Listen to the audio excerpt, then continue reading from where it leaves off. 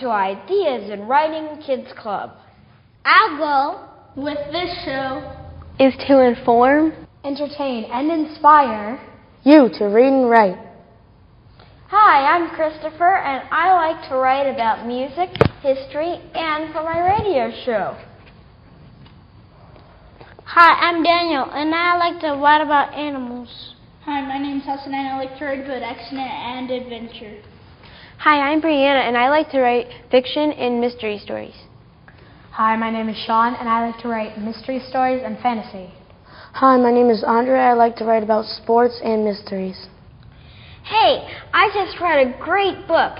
It's called America, I Hear You, a story about George Gershwin by Barbara Mitchell. George Gershwin was a Russian immigrant that became a famous composer. What I really liked about the book was, since I like music, I like reading about famous composers' lives. Hey everybody, I read a great book. It's called Tiger Tales and the Big Cat Stories. It's about different big cats and what do they do, how do they grow and learn, how do they protect themselves, how do they eat, and how do they look camouflage.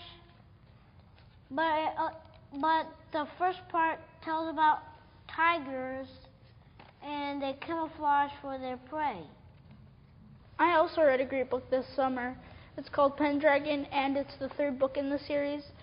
In this Pendragon, Bobby Pendragon uses a flume and chases Saint Dane, the evil bad guy in the story, to the past of his world, and he must stop Saint Dane from putting the Earth territories in chaos.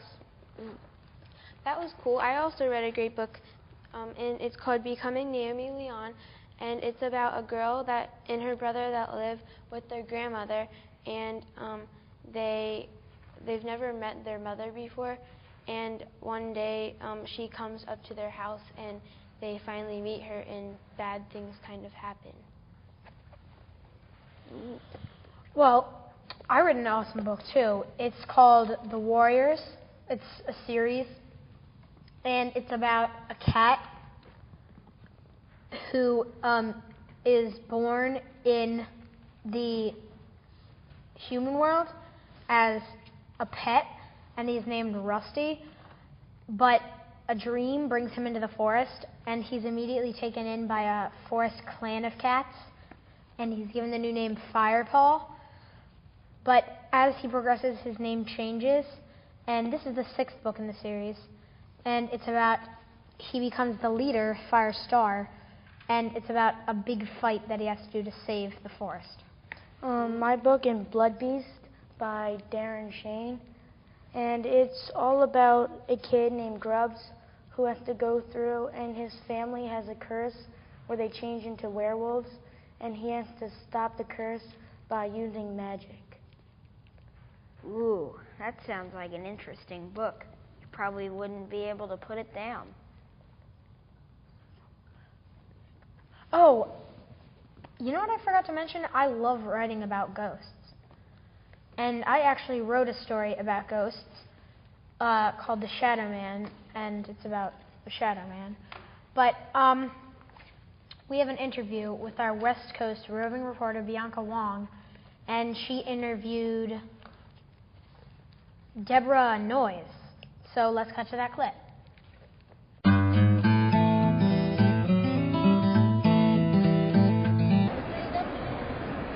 Hi, I'm Bianca Huang, and I'm a West Coast roving reporter from Ideas in Writing Kids Club, and I'm here today with Deborah Noyes. Hi, Deborah. It's so nice that you could be here with us. Thank you, Bianca. It's wonderful to be here. So tell me about your book. Well, it's a book of short stories. They're linked short stories, and they're about the same haunted house throughout history. So it's, the hauntings happen to 5 different sets of people. So your book, The Ghosts of Kerfall, has basically 5 different sections? Right, 5 different sections and 5 different points in history. So what gave you that idea to write? Well, I was actually inspired by another writer. I was inspired by Edith Wharton, who wrote it's a classic ghost story called Kerfall, and the name of the house is Kerfall, and that story got me thinking. Okay, did you, right after you read the short book story, did you plan to write, did you say, oh my gosh, I'm going to write a book about this? Not right away. It took me a while. I actually saw a movie called The Red Violin, and when I saw that, it reminded me of the story Kerfall, and I put the two together and decided to follow through with my own stories. So you enjoyed the book by Edith Wharton? I did. I loved it. It's a wonderful classic story. Cool. So tell me about one of the characters. Okay. Well, there are some of the stories are contemporary, but the first one in the book, the longest one, is actually from the point of view of the serving girl, a character that I made up. So basically she's the waitress? Yeah, well, she's a serving girl who sort of waits on the noblewoman in the Kerfall story by Edith Wharton. So what's your advice for new writers? Well, my first advice would be just to read all the time, because, you know, reading other writers, as in my case here, really inspires you and teaches you how to follow suit and be a good writer yourself. Yeah. Okay, thank you so much for being here. This is so fun, and good luck with your book. Thank you, Bianca. I really appreciate it. What did you think of Deborah Noyes' idea of using a short story by Edith Wharton to write her own story? I think it shows how reading can jumpstart your own imagination and inspire you to write something new. I like that idea. It was a creative approach to writing a new novel. I agree. It really shows us that ideas for writing can be found anywhere. All you have to do is look.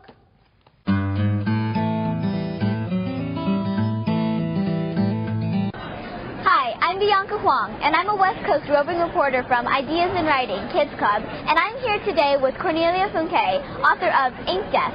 So Cornelia, tell us about your book.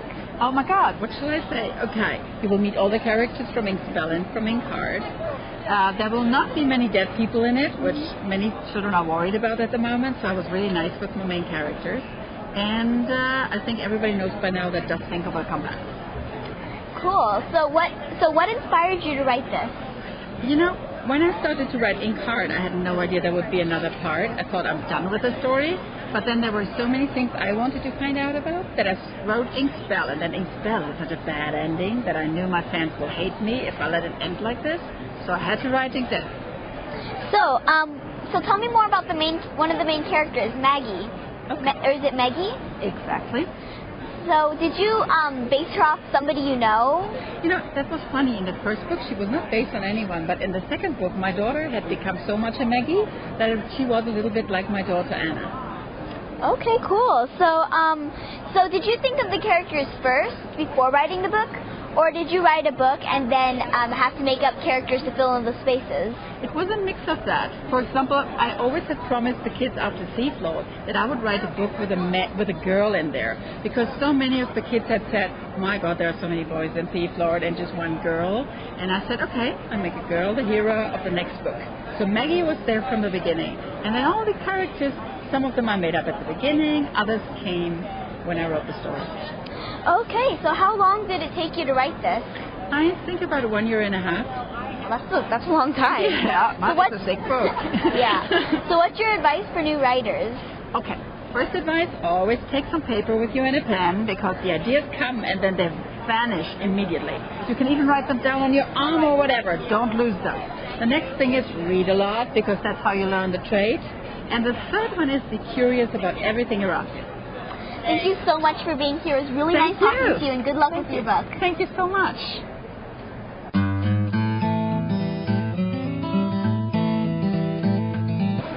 Hi, I'm Alyssa Huang, and I'm a roving reporter for Ideas in Writing Kids Club, here today with Klimo. Kate, thank you so much for being with us today. Alyssa, it's my pleasure. So, how did you get the idea for writing this book, The Dragon in the Sock Drawer? Well, when my boys were young, we would go on vacation to places that had these things called geodes. You know what geodes are? They're kind of like softball-shaped rocks, and inside there are crystals, and you have to crack them open to get at the crystals. And the Native Americans called them thunder eggs, and they believed that they rained down from the heavens. And I thought to myself, what if the thunder egg had inside of it something living? And that's sort of how the story began. So can you tell me about the characters in this book? Jesse and Daisy are cousins, and I'd say they're about your age. And Jesse's parents are doctors working in Africa, and so he's living with his cousin Daisy in America. And they're spending the summer together, and they're up on a mountain, and they find a thunder egg. And Daisy's father, who is a geologist, says, well, let's take it home and crack it open with my special rock saw and see the crystals inside. And they can't get inside the thunder egg. They can't. And so finally they give up, and Jesse just tosses the geode into his sock drawer. And a couple of days later, kaboom! It explodes. And out comes a tiny little dragon. Wow. So did you ever get stuck in the process of writing anything? No, I don't get stuck because I really love to write, but sometimes I get carried away in weird directions. But that's what editors are for, and I have a wonderful editor who leads me back to the path of the story, and I'm very thankful for that. Everybody should have a good reader or an editor. Do you have any advice for young writers? The best advice I can give, Alyssa, is write. Get yourself a notebook, use your computer, use Post-its, use anything, but write your ideas down, write your stories down, and don't judge them. Just write them down. Let them flow out of you, because some of the best stuff comes when you don't judge yourself, when you just say, hey, this story could go anywhere. I could tell anything. Anything could happen. And that's the adventure. So, what inspired you into writing? I think reading, when I was a child, I read children's books, appropriately enough. And I read the Narnia books, I read Tolkien, I read E. Nesbit, The Five Children in It, MacDonald's The Princess and the Goblins. And I just felt that children's books, and I still feel that children's books, are much more interesting than grown-up books, because in children's books, there's magic. Yeah. So when does the dragon in the sock drawer come out? It comes out July 22nd. So thank you for being here with us. Thank you, Alyssa. It's been my pleasure.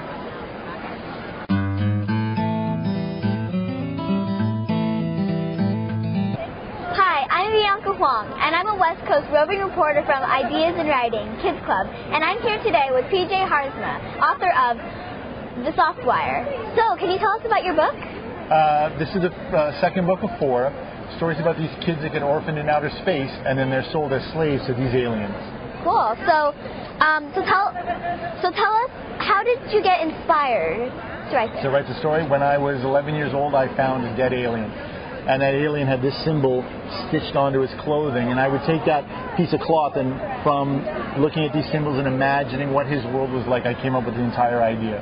So tell me about the main character. JT. JT is a softwire. He's different than everybody else.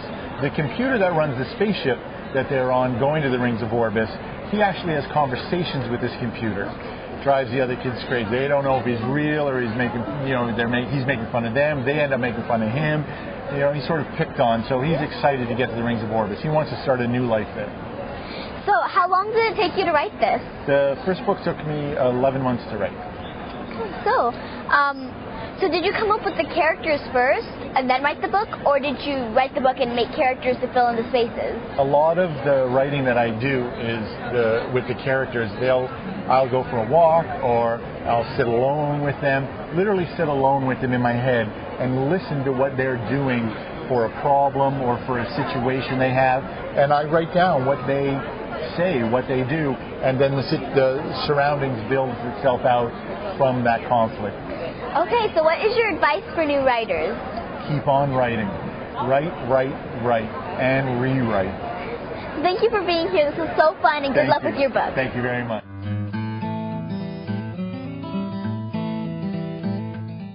Today's guest is Shayna Yarborough. She's the owner of Writer's Lair Books. She's an accomplished publisher, writer, and poet. So, Shayna, I see you have some interesting items with you today. Can you tell us about the pair of pants you're holding in your lap? Oh, sure I can. These pants right here, everybody see? on my book in a seat, I decided to write a book in a pair of pants. So each one of these is open, and you can actually see one of my poems. Wow, I sewed cool. them right in. That's cool. Thank you. Whoa, then you must be a good sewer.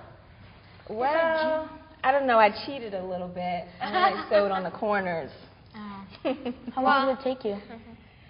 This probably took 2 hours. Probably only took me 2 hours to do this. It didn't take too long. Did you have any inspiration to do this? Or did it just come to you? Was it just to be funny? Well, it was a little funny. You know what I decided while I was writing the poems? Now that took me weeks and weeks and weeks to write the poems. But once I finished, I realized that the poems were about me. So I wanted to create a book that was about me. So these are a pair of my jeans that I wore in the 11th grade that I decided to cut up. So, what are the letters for? Well, the letters just represent the alphabet. Oh. So that's what I decided to do, my little design on the front. To represent the alphabet. That's cool. Two questions. One, let's change the subject here. You're also, as Breanna mentioned, the owner of Writer's Lair Books. Now, can you tell what was it? What is it like? How is it different from being a writer and being a publisher? And can you give us a little description of just the publishing industry? Sure. That was a loaded question. I know. Well, a writer is a person who essentially writes. Name speaks for itself. Now, a publisher is a person who publishes those things that people write.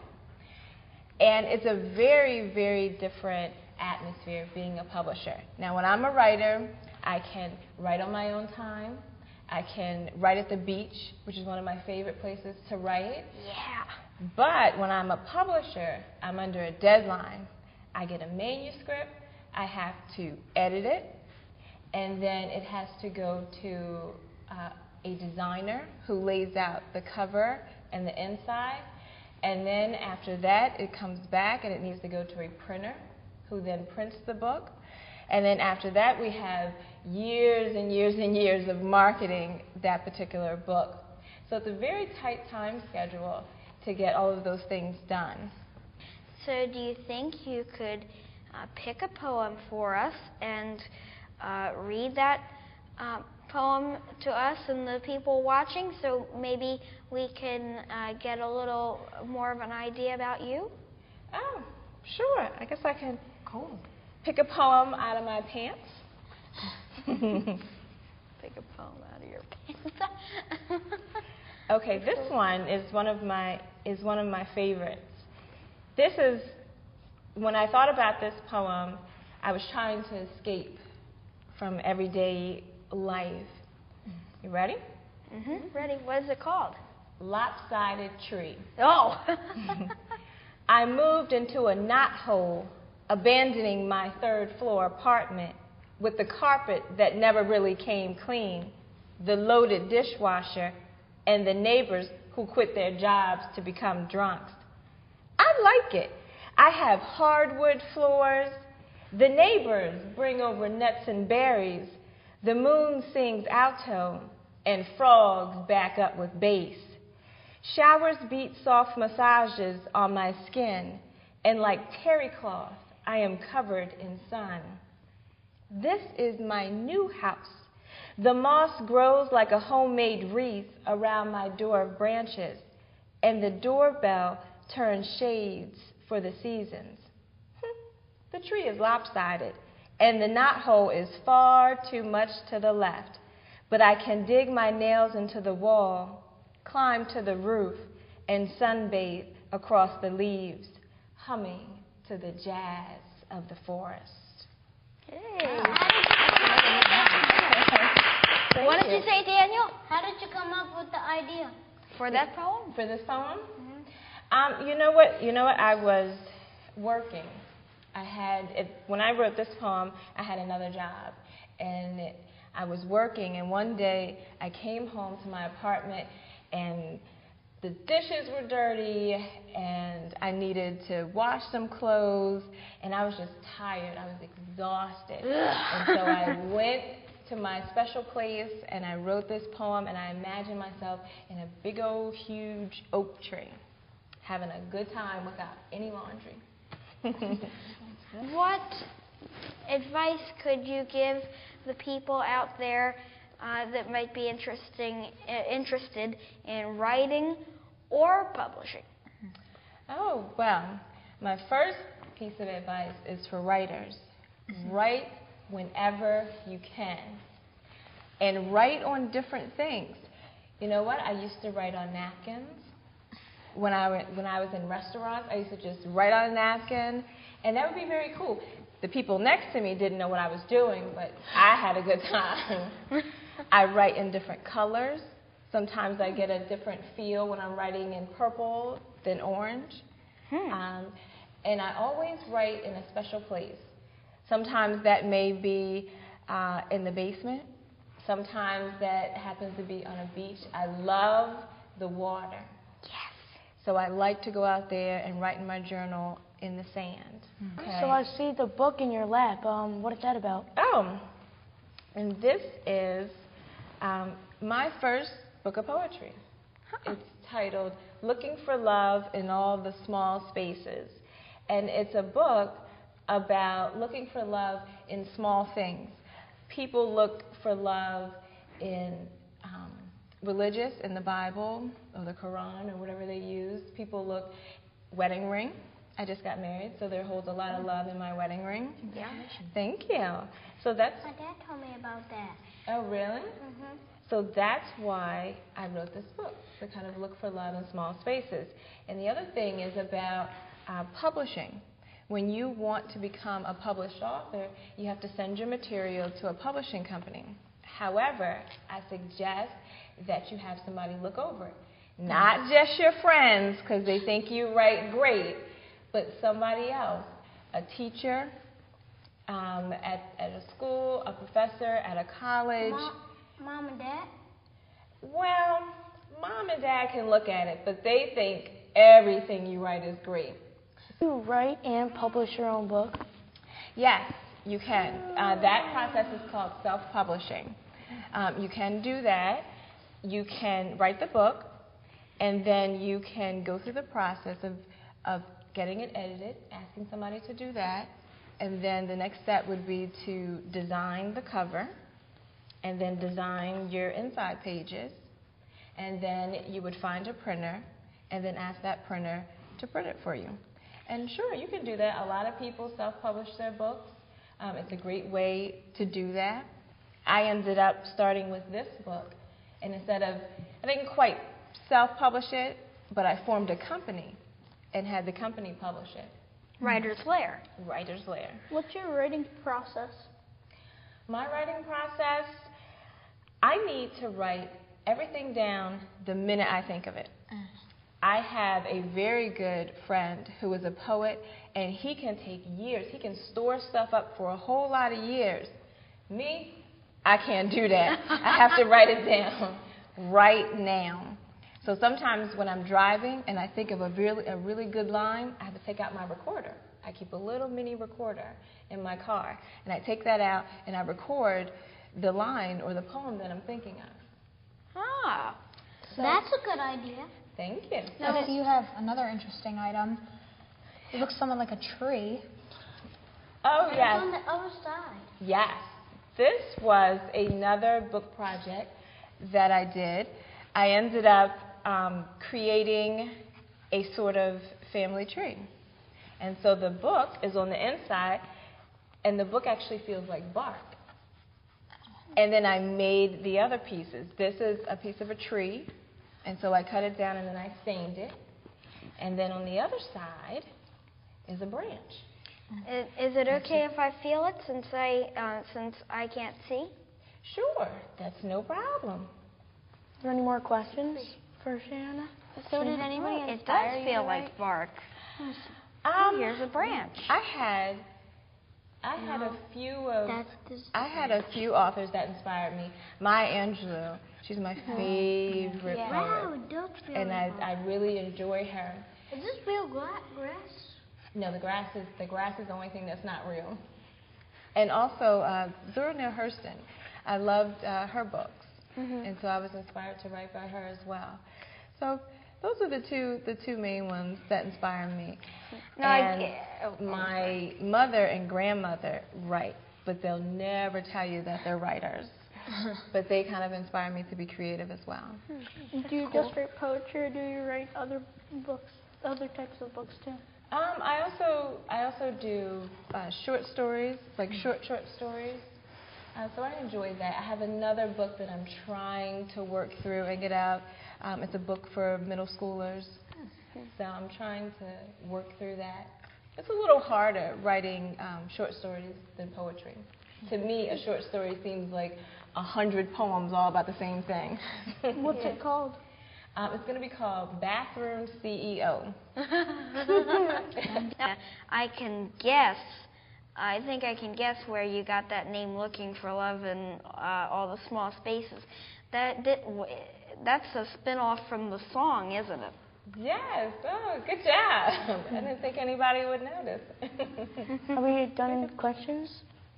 And the other question for me is, what do you like better?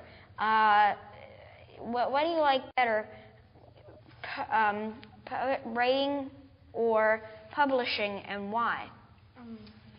Oh, I definitely like writing better. I've been writing since I've been 6 years old. Wow. So that is my favorite thing to do in the whole wide world. Now, publishing gives me a very different angle, because then I get to publish other people's writing, and I really enjoy that too. Where did you get the name Writer's Lair for your publishing company? Good question. I love tigers, and so I thought it'd be very cool to kind of name it inside of a lair or a cave. So instead of Writer's Lair Cave, I thought Writer's Lair Books was a lot better. Well, thank you. Thank you. We all loved your creations too. Thank you. I enjoyed myself. Thank you.